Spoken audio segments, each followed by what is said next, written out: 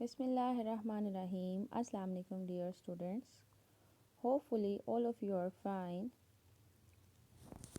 Today, I welcome you all to AppSec's online support program. This is week number 11, and tutorial has been made by Mrs. Sabah Farman for class 7th. The subject is history. Today, we will start our chapter number 4, the Abbasid dynasty. The Abbasid stayed in power for almost 500 years, 750 to 1258 century, under the rule of 36 successive caliphs. Today we are going to discuss the topics: the golden period of Islam, founding of the Abbasid dynasty. But before we start our topic, we will talk about the picture which is in on page number 38. This picture shows the Madrasa al-Mustansiriya in Baghdad, Iraq. It was a medieval era scholarly complex that provided a universal system of higher education. It was established in 1227 century and was named after and built by the Abbasid Caliph of Al-Mustansir in Baghdad, Iraq. The madrasa taught many different subjects including maths, medicine, literature, grammar, philosophy and Islamic religious studies. However, the major focus of education was Islamic law.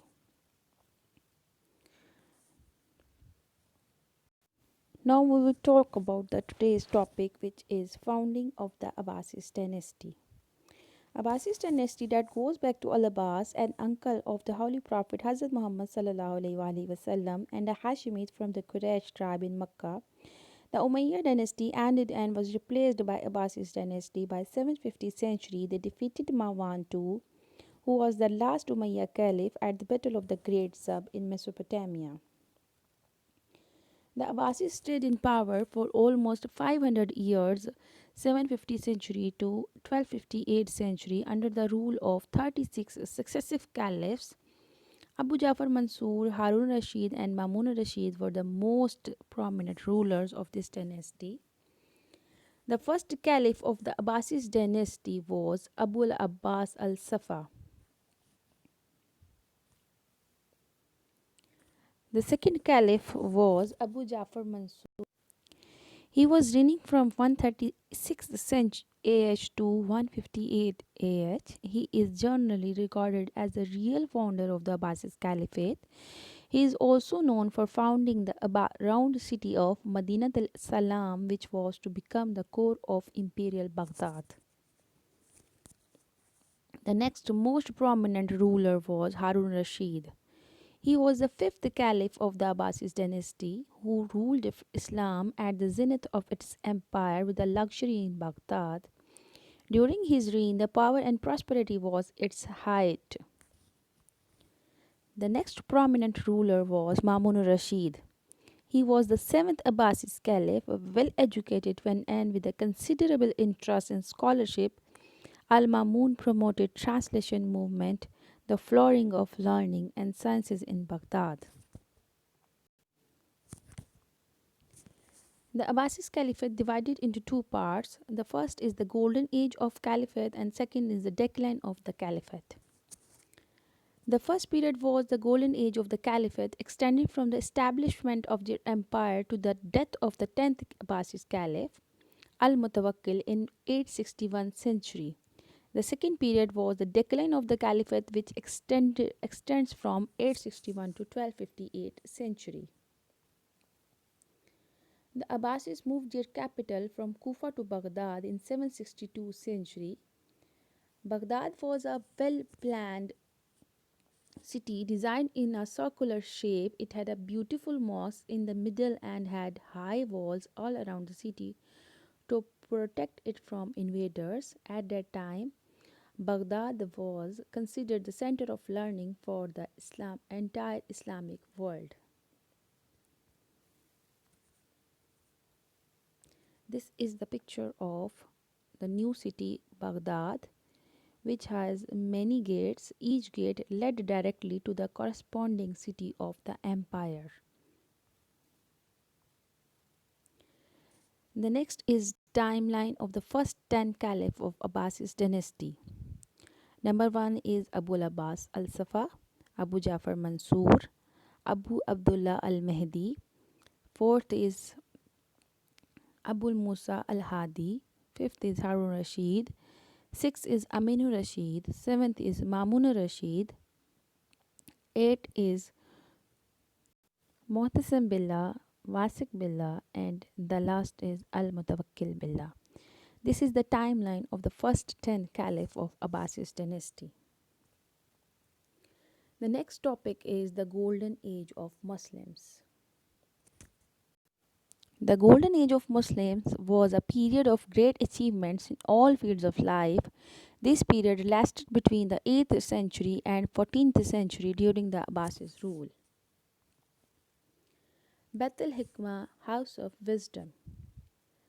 Abu Jafar Mansur laid the foundation of Darul Tarajum, in which all the ancient books were translated to Arabic. Harun Rashid changed this name to Beth al Hikmah, House of Wisdom, and made it into a department.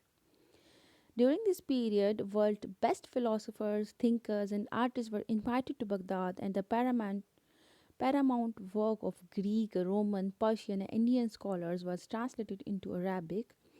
Mamun Rashid asked the king of Rome to provide ancient Greek book of Socrates, Aristotle, Plato, and other philosophers.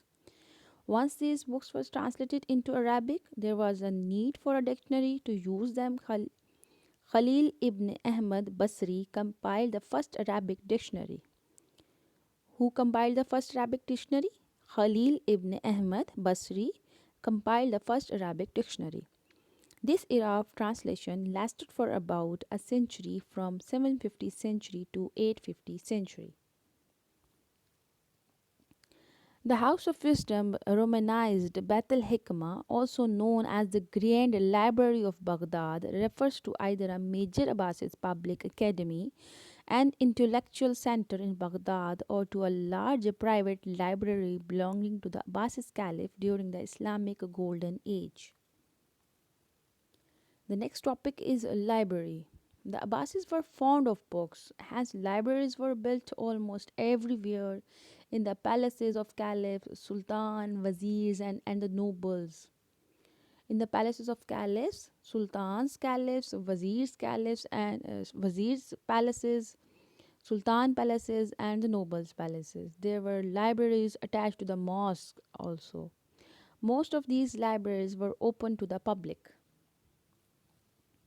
The next topic is history and biography. The Muslims of the Umayyads period were fond of writing historical account and biography. However, it all flourished under the Abbasid rule. The greatest of them all, Ibn Khaldun, a leading Arab historiographer, is considered to be the father of historiography. His famous book, the Muqaddimah, written in 1377, is also known as Ibn Khaldun Prolegomena. This is the first account of universal history in a more scientific and organized way. He was the pioneer who discovered that history, like any other sciences, required research. According to him, it is the science of circumstances and events and its causes and profound. Thus, it is an ancient, original part of wisdom and deserves to be one of its sciences. He was the first who discovered that history, like any other sciences, required research. History required research. His famous quote is, blindly following ancient customs and traditions does not mean that the dead are alive, but that the living are dead. Ibn Khaldun, a North African Arab Muslim historiographer and historian, regarded to be among the founding fathers of modern sociology, historiography, demography, and economics.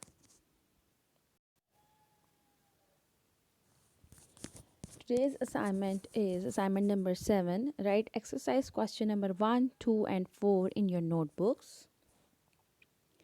But still you think that there is any confusion thing that might be confusing for you, or you have not understood, or there is confusion about you, you are more than welcome to ask the questions to your subject teacher. Stay safe. Thank you so much. Thank you, everyone.